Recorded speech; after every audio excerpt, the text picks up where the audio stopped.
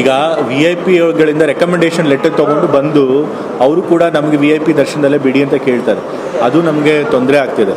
So ಹಾಗಾಗಿ recommendation letter ಇದ್ದರೆ ಅವ್ರಿಗೆ ನಾವು VIP ದರ್ಶನದಲ್ಲಿ ಕೊಡೋದಿಲ್ಲ. ಅವ್ರಿಗೆ ಸಪ್ರೇಟ್ ಏನಾದರೂ ಒಂದು ಬೇರೆ ಕ್ಯೂ ಇರುತ್ತೆ.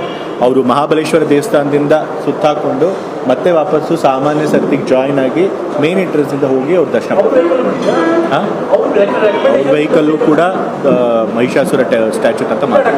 ನಾ ಹೇಳಿದ್ದೀನಿ ಸ್ಟ್ರಿಕ್ಟಾಗಿ VIP ಗಳಿಗೆ ಅವ್ರು ಇಮಿಡಿಯೇಟ್ ಫ್ಯಾಮಿಲಿಗಳಿಗೆ ಮಾತ್ರ ಬಿಡಬೇಕು, ಅವ್ರಿಗೆ ಮಾತ್ರ ಬಿಡಬೇಕು. ರೆಕಮೆಂಡೇಶನ್ ಲೆಟರ್ ಇರೋರಿಗೆ ನಾವು ಯೋಚನೆ ಮಾಡ್ತೀವಿ ಅವ್ರನ್ನ ಮಹಿಷಾಸುರ ಸ್ಟ್ಯಾಚ್ಯೂಟ್ ತಂದು ಬಿಡೋದು ಅಥವಾ ಕೆಳಗಡೆ ಪಾರ್ಕಿಂಗ್ ವ್ಯವಸ್ಥೆಗೆ ಇದು ಮಾಡೋದು. ಸೊ ಲಾಸ್ಟ್ ಟೈಮ್ ಅಲೋ ಮಾಡಿರಲಿಲ್ಲ, ಈ ಸರಿನೂ ಕೂಡ ನಾವು ಇಲ್ಲ, ಅದು ತೀರ್ಮಾನ ಆಗಿದೆ. ಪ್ರೋಟೋಕಾಲ್ ಇರೋರಿಗೆ ಮಾತ್ರ ನಾವು ಮಹಿಷಾಸುರ ಸ್ಟ್ಯಾಚ್ಯೂ ತನಕ ಬಿಡ್ತೀವಿ.